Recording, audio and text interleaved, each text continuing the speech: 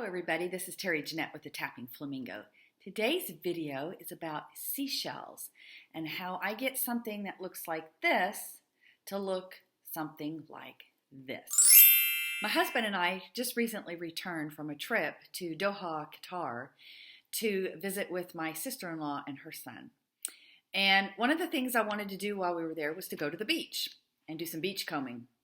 And I was able to do that twice. I guess you could say it was the beach. The first time we actually went dune bashing, and they took us off to the shores of the Persian Gulf where you could look across and see Saudi Arabia.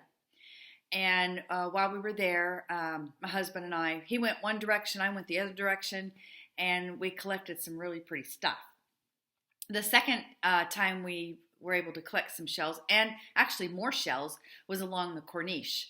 Now, there's not like a huge shoreline along the Corniche, but there were little areas where you could go down, and we collected some shells there. Now, I found there is not a whole lot of seashells along the shoreline of the Persian Gulf. At least in this area, they weren't. But we were able to find some pretty stuff. One of them was this shell here, which used to look a lot like this one, and this is what this video is all about. Normally when I collect shells, I'll clean them up really well and put them into some type of a jewelry piece or ornament, but I'm going to do something different with this one. This has a ton of calcium buildup on it, and when you look at it, you can tell there's some purple underneath. Usually people will use uric acid to clean their shells. I like to go more the natural route. I really don't want to start using uric acid. And so I did a little bit of research, and vinegar is an acid. So that's how I clean this one.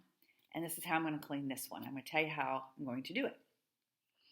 Okay, so what I did is I took some vinegar and just poured it into this bowl, and this has a little bit of residue from shells that I've been cleaning, so you can reuse the vinegar over and over again. Whoops.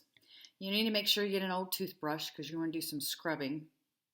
But what I do is I take my shell and I'll put it in there upside down to make sure that it fills up with vinegar. And you can already see, I don't know if you can see online or on the video there, but there's little tiny bubbles that are attacking all that calcium.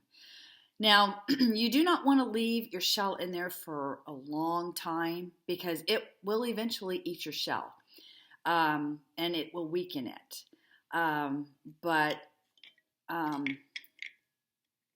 I leave them in there for, so you can already tell the purple's coming through there. But we'll leave that in there for a couple of minutes. And then what I'm going to do is I'm going to scrub it with the toothbrush. And then I'm going to take it over to the sink, and I'm going to rinse it off really, really well. And wash it. I will use Dawn soap just to kind of wash it off. And then I'm going to dry it off really well again. And then put some coconut oil on it. And this kind of is some more cleaning because I want to make sure that most of that calcium deposit is going to be gone. Anyway, I will do that and then I will be back. All right, so I went in there and finished scrubbing it really well, rinsed it off, took my Dawn dishwasher detergent, scrubbed it, rinsed it, dried it, and then put some coconut oil on it. And here is my new shell. Now, it's not as purple and vibrant as I hoped, but it is you can see the purple in there. It's a lot better than it was. To be honest with you, in life, it's a little bit more purple than it's showing up on the video. But I'm going to go in there now and try to wire wrap this. Now, let me just say this. When I was drying it off, I was being a little too vibrant on my wiping, and I heard a crack, and I thought, oh no, but I don't see where it's cracked. This shell is a little bit thinner than most, so wish me luck on whether or not I can get this wire wrapped or not, and I will be back to show you one way or another how the wire wrapping turned out.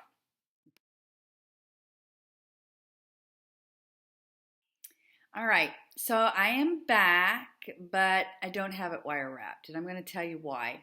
I started to wire wrap it, but it's so thin down here, and the thinness down here has nothing to do with me soaking it in vinegar. It's just the type of shell this is, and I think these may be the same, but this is probably just an older shell, and I just want to keep it the way it is.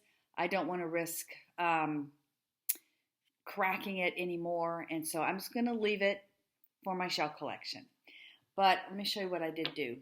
I did the same process with this shell, and then I was able to wire wrap it. It's a little bit sturdier of a shell, and it has worked quite well. So I am going to make something with this, and I will be back. All right, I'm back, and I have finished my necklace. I love the way it turned out. And let me just tell you my thought process on this. So here, I'll take it off so you can get a better look at it. It's about a little over 20-inch necklace. And like I said, I had wire wrapped this shell. And I looked at the colors, and we've got browns and beiges. So I knew I wanted to use some sari ribbon, which comes like this. And what it is, you know those really pretty silk dresses that the women from India wear? That's made out of this fabric, and it's gorgeous, gorgeous stuff. And what they do is they recycle. You know, once it's old, they'll rip them up and they put them in like a yarn. They tie them together. And so you have all this really pretty sari ribbon is what they call it. One of the things I like to do is make these bohemian type beads with them. And I think it really goes well with these shells. The area that the shells came from, there are a lot of people who wear that type clothing, and so I thought it kind of went with it. And then I've always got to have bling, so I put some crystals in there, and these are jasper, and I just love the way it came out. I wanted to show you some of the other seashells that we found when we were dune bashing. These, I did not have to shine them or anything. Look how pretty they are. They're very smooth and shiny. Look at this one. I'm hoping that I can maybe make some earrings out of these, and then a pendant, a necklace.